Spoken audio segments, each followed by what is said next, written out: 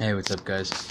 Yeah, so I went to the Flat Earth meetup in Times Square, New York City yesterday, and it was eye-opening. I ended up being in one documentary and someone else's YouTube page. I think Zoom Truth is his name. A lot of people are starting to really question it. You know, a lot of people that had no idea about it. We introduced, the flat earth theory, amongst a whole bunch of other deception and beautiful things within the sine wave of nature. Especially me, I was going a lot deeper than just flat earth. But it's really, really eye-opening to see how many more people are questioning, what they've been told. Anyway, guys, I got this as a gift from one of people I give a reading to. This is such a good book, and it breaks down everything dealing with mythology, the gods, planets, mostly Greco and Roman. But if you see this right here, this is Uranus. This is the sidereal heavens, right? And on the bottom is Gaia, the earth. This is this right here. Because when you have, let's say, a godlike source, in order to materialize into this realm, it becomes this. Has to become a dualized force. Masculine, feminine, the binary code of this existence, which is, don't forget, I Ching and Egyptian mathematics, and our computers all run in binary code. The penetrator goes in to the enveloper. The pattern, pater, paternal, father, Uranus, right? Sidereal heavens. Anyway, the paternal goes into the maternal, which is matter. Pattern embedded in matter. It's a dual nature. This is the sidereal ecliptic. Gaia would have the tropical ecliptic. The true yin-yang force. Uranus and Gaia. The original from dielectric magneto, it goes into magnetic. This is magnetism right here. This is magnetism. All right? An on-off world. Now, masculine, feminine world. Then it becomes from dielectric or dimagneto electricity. It goes into magnetism. From magnetism, which is the Taurus field, we get the physical realm of electromagnetism. And this would be the Titans. The Titans are 6 masculine and 6 feminine. The story is of 12 children. This is the zodiac signs. 6 masculine, 6 feminine. This is magnetism broken up into magnetism, which is odd, even, odd, even, odd, even. Atum, Eve. Atum, Atma, Adam, Eve. Evening, Eve. In numbers, evil. Evil because it's the materia nature. The 1-2, the Aries Taurus. Okay, so this is the Titans right here. The Titans against the Olympians, right? Basically, Uranus and Gaia had these children. And they were the Titans. And Saturn, Kronos was one of them. Zeus was another. So was, let's see, the water god Poseidon.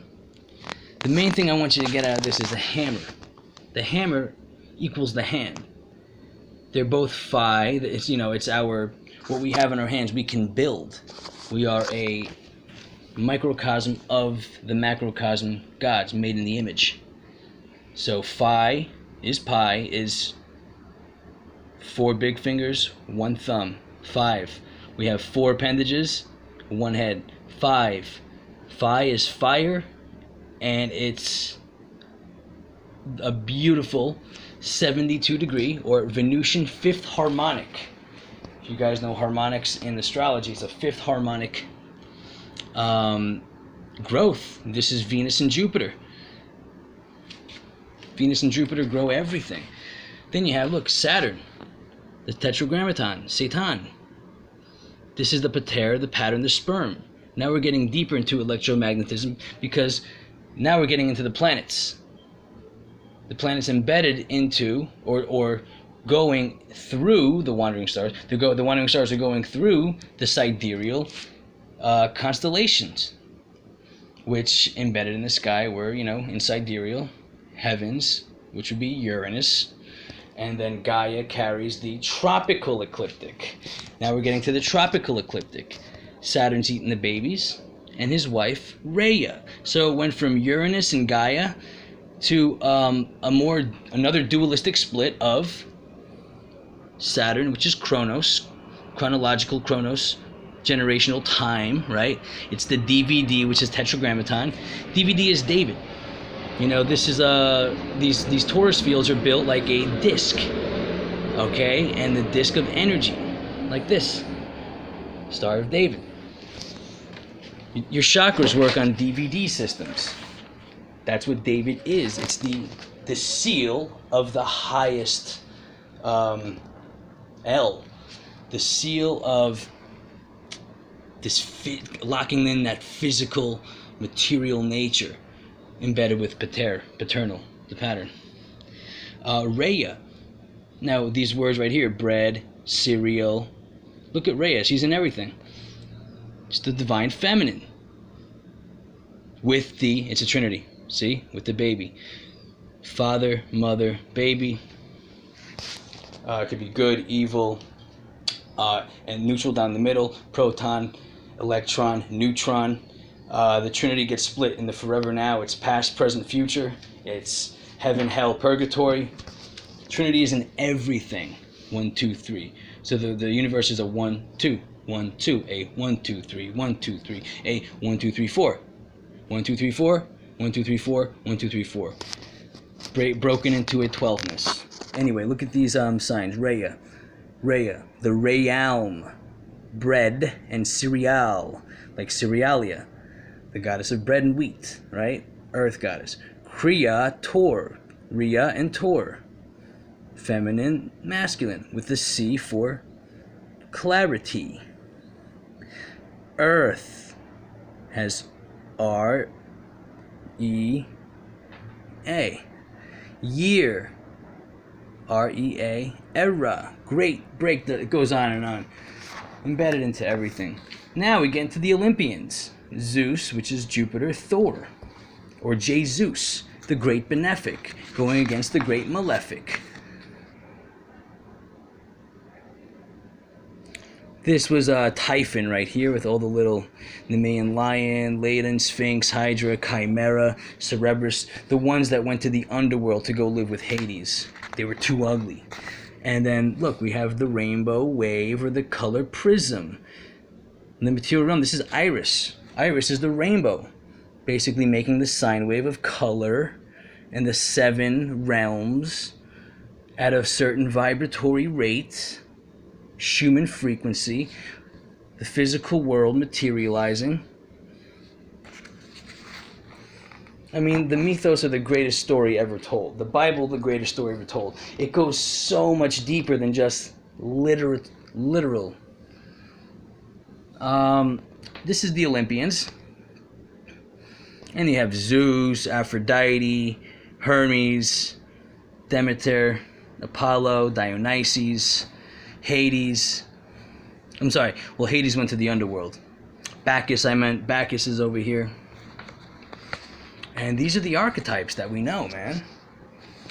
Mars, Venus, your aggression, your love for things, your passion, your beauty for, what you find beautiful. Mercury, Venus, these are all the archetypes. The moon, Bacchus is the god of drinking and having sex. Hera, was Jupiter's wife, and she would spend most of her days trying to prevent Jupiter from being too benefic and expanding too much with the other women. And so she was very jealous and possessive, and she would follow him all day and, punish him, and, well, mostly punish the women. This is Hephaestus. He's like the Virgo archetype, always building, really smart. Let's see, Aphrodite, Venus. Of course, Uranus had his balls cut off by his son, Saturn, flung him into the ocean. And then Saturn's son was Jupiter. This is Aries, who is Mars, Martian. Mars is arms, right? The ram, the arms, the army, the Marines. This is Athena, the feminine warrior. And let's see, we got Mercury, which is the logical, rational mind, the electric mind, nervous system. Mercury playing the harp to his mother. A trickster. He's the trickster. His best friend is Apollo, the sun. Why? Because the sun and Mercury can never be more than 28 degrees from each other. Mercury's that quicksilver, that Hermes Trismegistus. The communicator, the market, mercantilism, Mercules, Hades, the god of the underworld, Pluto. If you know your astrology, this is Pluto. Transformation, it's Shiva, it's death and transformation, out with the old and with the new, and a lot of times through hardships, through our shadow self, through doing shadow work. And ascending, do we then battle the darkness of thyself? Persephone. Now this story is representative of the sun and the seasons. Hades would take Persephone away from her mother Demeter, and he would rape her for 6 months in the underworld, and for 6 months after, she was allowed to go to the upper world.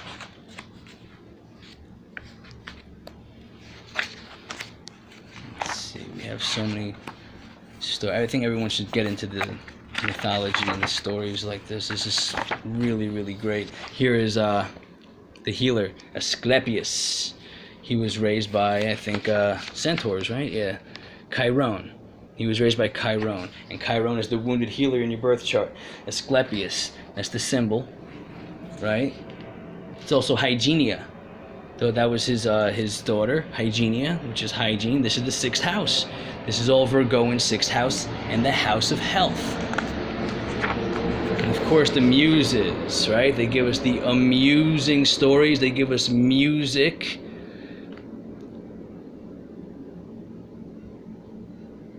They give us astronomy, not astrology, but the actual mobile in the sky, the movement, the dance of the stars. We have hymns, polyhymna. There's little Orpheus that was strumming away. Calliope. She made the epics like Beowulf and all the Greek epics. Dante's Inferno is an epic too. Thalia, comedy. Euterpe, muse of the music. Erato, lyrics. Melpomene, the tragedy, muse of the tragedy, drama. This is for all your actors out there. And Terpsichore, music of dance, the dancer, and of course history, one of my favorites, Clio. Now these women right here, the muses, they electrify. This is your electric potential through creativity and expression.